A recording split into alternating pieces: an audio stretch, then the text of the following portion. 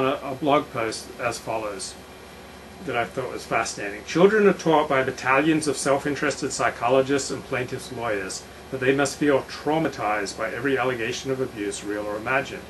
Imagine if this cottage industry of grievance mongers had been around for our grandparents who went through Auschwitz.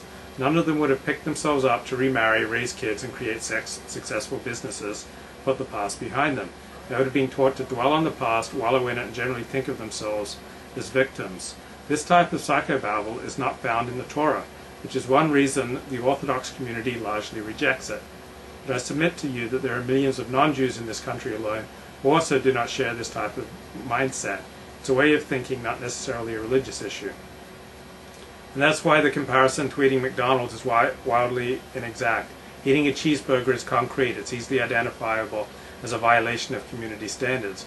But what exactly is abuse? This day, amid all the accusations of false accusations, truths and half-truths, no one has been able to tell us exactly what abuse is or what is molestation. Okay, so I thought that was interesting. Like trauma doesn't have like a Torah category. Like we don't, Torah literature doesn't talk about trauma.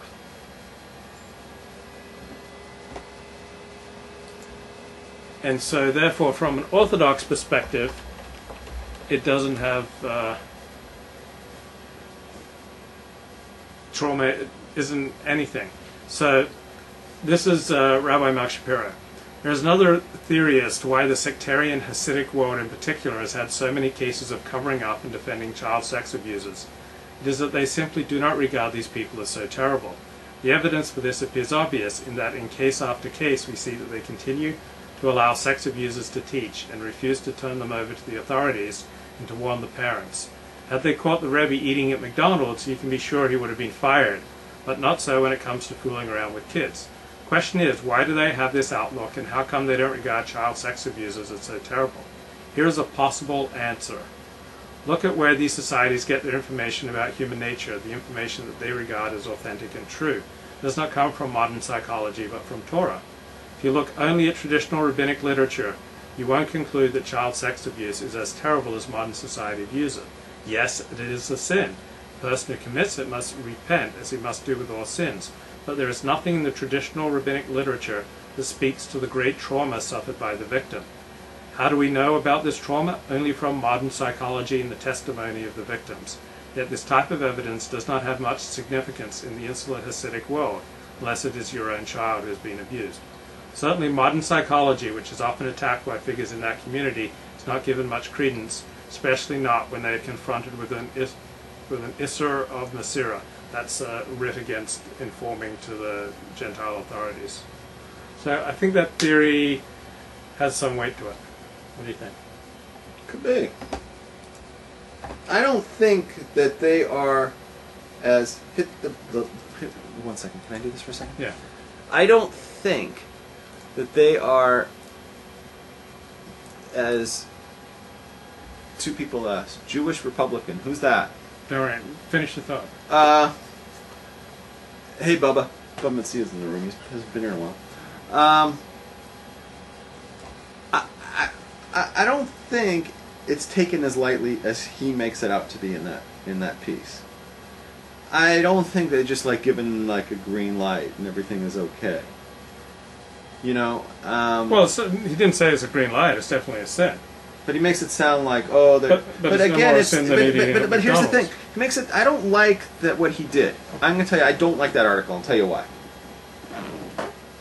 He points out like it's only the Hasidic, but again, I can show you. He didn't say only the Hasidic. He said in particular the Hasidic. Yeah, but I can show you right here in L.A. He didn't say only the Hasidic. He used the word Hasidic. He could have just said. He said in particular. Just Jewish. He said in particular an Hasidic. Right, but it shouldn't have been singling out even the word Hasidic at all, because I can show you right here in our neighborhood a case of this took place in a modern Orthodox facility, and they kept him hired, and they knew what happened, and they knew the allegations were serious, and they kept him on. Yeah. And I know about that because I was in the yeshiva at the time. And you were one of the victims. No. But I think it's a great point that trauma is not a Torah category. Torah literature does not talk about trauma. And from a Torah perspective, child sexual abuse is no worse or no better than any other sin. Yeah, but if you get any rabbi worth of spit who alone and ask him the question, like, what do you think should happen to an abuser, like someone who molests, they'll say string them up. Now, anyone who hurts a child in such a way, string them up. Like I told you this when you interviewed me the very first time, right? The only this is where I said to you, there's a difference, right? I said to you earlier tonight. There's a difference. Don't say the Torah. Say the frum community. There's a difference between the frum community and the Torah. The Torah is what Judaism says. It's what is brought down in the halachic sefers. It's what's brought down by our Masorah of the Torah authorities. Then there's the frum community, which are a bunch of people who purport to follow that. Okay? But there's nothing in Torah about child sexual abuse Hold being on a second. particularly heinous. Hold on a second. I said to you last year when you interviewed me the first time, I said to you, you know who agrees with, everybody in the frum world goes against me.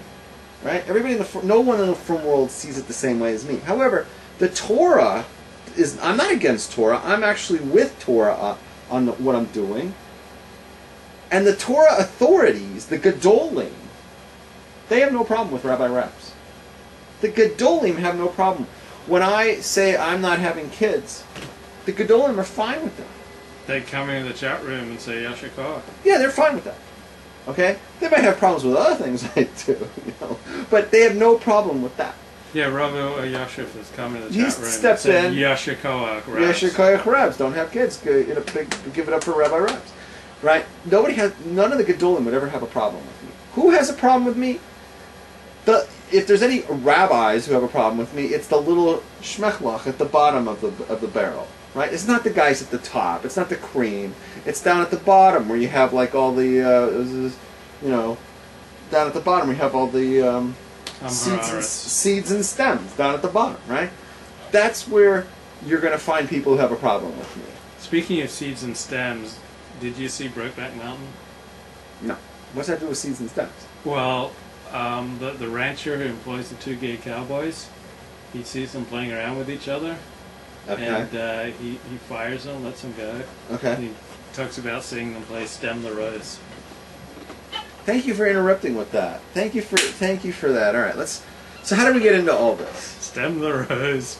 How do we get into this? Getting rid of the stems off the rose. So anyway, I want to talk about me.